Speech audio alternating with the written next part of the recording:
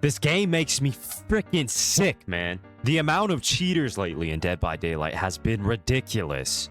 Not just the obvious ones teleporting around the map, instantly completing generators, or flying through the air like they're in Minecraft creative mode. Those guys are complete idiots. I'm talking about the micro cheaters. The people subtly increasing their movement speed just enough that it looks possible. The player that never misses a mind game because they always know where you're going. Or the player that just flat out makes questionable plays that look sus. The micro cheaters are honestly the worst because they make you question if you're getting outplayed or if something shady is going on. And it doesn't even seem rare anymore. So I did some digging. I found out there's literally a whole YouTube channel dedicated to selling cheats. Think about how insane that sentence actually is. There are people making content advertising these cheats, showing off the features, answering questions in the comments, and actively selling them. Out in the open, they're not hiding it. They're literally uploading videos. There are menus, interfaces, sliders, checkboxes. You literally click what advantage you want. You can increase your movement speed whenever, reveal all player locations, repair a generator when you're not even nearby it, even when it's blocked off. It has everything you could think of. The wall hacks, teleporting, going invisible, preventing killers from hooking, flashlight saves through walls, and even ending the game for everyone. The list goes on.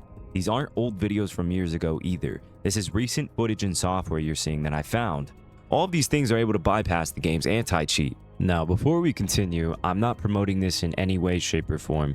Please do not download or buy these cheats. This is solely for the sake of the video to address this issue. I experimented myself and wanted to see just how accessible it actually was to install and use. Just as a test. Don't worry, I didn't use it in any public games. I just wanted to see how easy it was to get and use. To my surprise, it's dirt cheap and easy to download. They give you a tutorial which is super easy to follow. I was able to get it up and running within 30 minutes. All you have to do is toggle the cheats on with the singular push of a button on your keyboard, and you can give yourself all the same things I just showed you. It's disturbingly easy. You don't have to be a programmer. This is supposed to be a fun party game, yet people have to install third-party software to boost their ego or troll, whether that be as a survivor or killer. Both sides can have cheats. Like I said before, some of them are cheating just enough to make you question yourself. And honestly, I wouldn't be surprised if some people aren't cheating the entire match. I genuinely think there are players out there who only turn on their cheats when things start going bad. Maybe they're getting looped too long as killer. Maybe they're dying early in chase. Maybe they're about to lose the match. They flip something on just long enough to swing the game back in their favor. Then they turn it back off. And that's what makes it so hard to catch. If someone isn't blatantly cheating for the entire match, they're leaving behind very little evidence. To everyone else, it just looks like they suddenly started playing really well. Again, I'm not saying every comeback is because someone cheated. There are plenty of players who can clutch up when it matters. But when cheats are this accessible, it's not crazy to wonder if some people are treating it like a panic button. That's what makes this type of cheating so dangerous. The obvious hackers get caught because they're trying to be obvious. The subtle ones, they're trying to blend in. They know exactly how much they can get away with before people start questioning them. If they're only running 5% faster, most players won't even notice. They'll just think, maybe I took that loop wrong, or maybe I made a mistake. Over the course of a chase, those tiny advantages completely change the outcome. A loop you normally get a hit on suddenly misses. A window you should have reached becomes impossible. That's all it takes. That's what makes it so frustrating. They hide behind plausible deniability, and unless they're incredibly blatant, there's almost no way to prove it from one match alone. And for those of you who still don't think this is a major issue, the gameplay you're watching in the background is from matches I personally played over the past couple months. This match in particular is a perfect example. This player was extremely toxic. The match started off normal, nothing out of the ordinary. And as soon as they started losing, the Meg, specifically named V Touches Miners, toggled on their cheats. They made it so I couldn't hit them while they were on a generator, I couldn't regress the generator, and I couldn't even interact with it or hook them. At one point, they made themselves invisible, getting an unhook. And to top it all off, once the match was over, they went to the endgame chat and started saying some really disgusting things. This is the kind of experience players are dealing with, and it's becoming way more common than it should be. I've also noticed that the people cheating are usually the most toxic players you'll run into. They're the ones teabagging, clicking their flashlights, spamming emotes, acting like they're the greatest player to ever exist. Then they have the audacity to talk shit in the endgame chat after. That's the part that always makes me laugh. You're flexing while using third-party software. Who are you trying to impress? I genuinely don't understand what people get out of it. Where's the satisfaction? The whole point of multiplayer games is improving over time.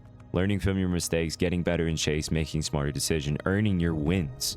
If the software is doing part of the work for you, what are you proving? This game isn't some impossibly difficult game to learn. As Survivor, you're holding W key, running in circles, and repairing generators. As Killer, there's definitely more to learn, but it's still something you could improve at just by playing. Instead of spending money on cheat software, maybe you should spend that time actually learning the game. And that's where I have a really big problem with behavior.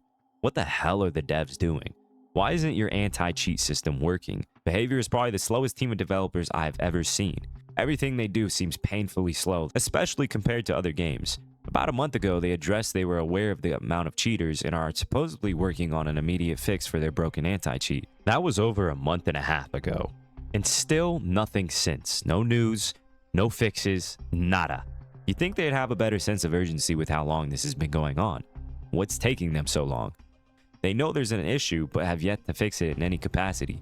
Meanwhile, these people are still freely using their cheats. Who knows how long this has been going on for unnoticed? It could be years. I've never played a game with this many cheaters before. Almost makes me want to stop playing entirely, because every match I have to question whether or not it was actually a skill issue, or if the enemy team was toggling cheats on and off, and I never had a chance to begin with. Instead of constantly chasing the next licensed chapter to make more money, how about you invest that same energy into fixing the game that's making you all that money in the first place? Every time I sit down to play this game, I run into something new. A new bug, an exploit, a broken interaction, a perk that doesn't work, a collision issue. It's always something. Like I said before, this game is over 10 years old. It should be free by now, but behavior has made it very clear that they love money. It's honestly become a meme at this point. You almost have to read the patch notes backwards. Instead of looking for what's new, you're searching for what got disabled, what's kill switch, what's temporarily unavailable, what's accidentally broken this time. It's become such a normal part of every update that nobody's even surprised anymore. It almost feels expected that something major is going to stop working after every update. The fact that the community almost expects something to go wrong says a lot about the current state of the game. The anti-cheat feels non-existent, and it's a complete joke. A good anti-cheat catches these people before the community even realizes that they're there. A bad anti-cheat leaves the players to become detectives. Now everyone's slowing clips down frame by frame, watching replays, comparing movement speed. That shouldn't be our job. We're supposed to be playing the game and having fun, not investigating like we're Sherlock Holmes. The core gameplay loop is still survivors repairing generators while a killer chases them. The foundation hasn't drastically changed at all, so why does it feel like everything is held together with duct tape?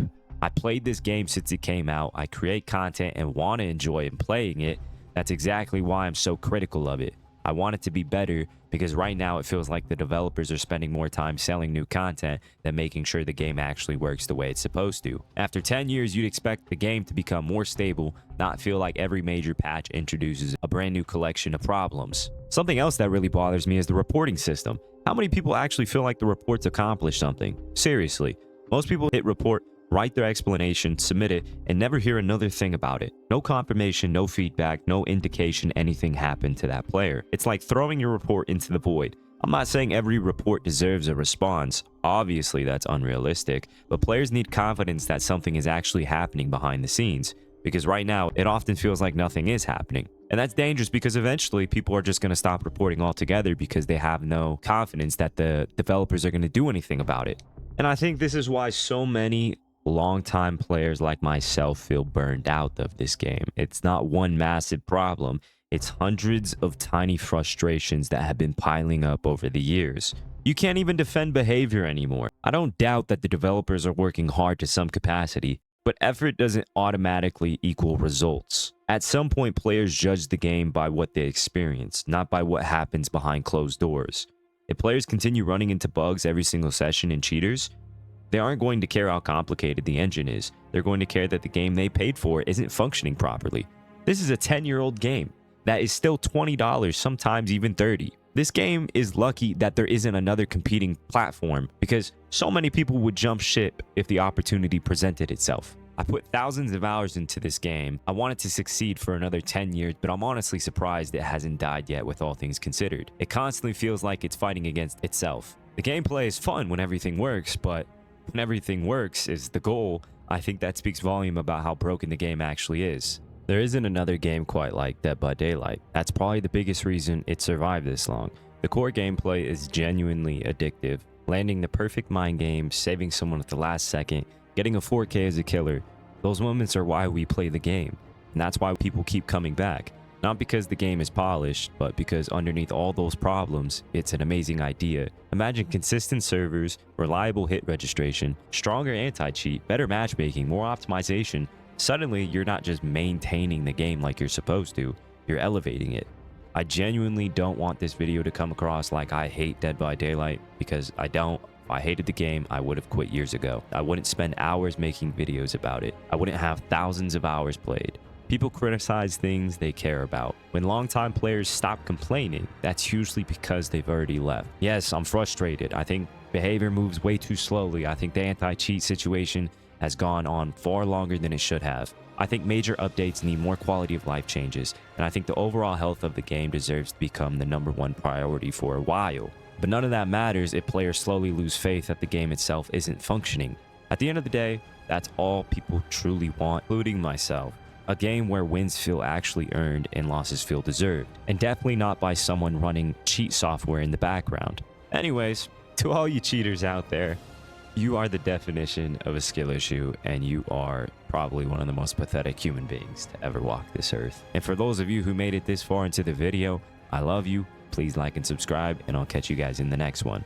Much love. Peace.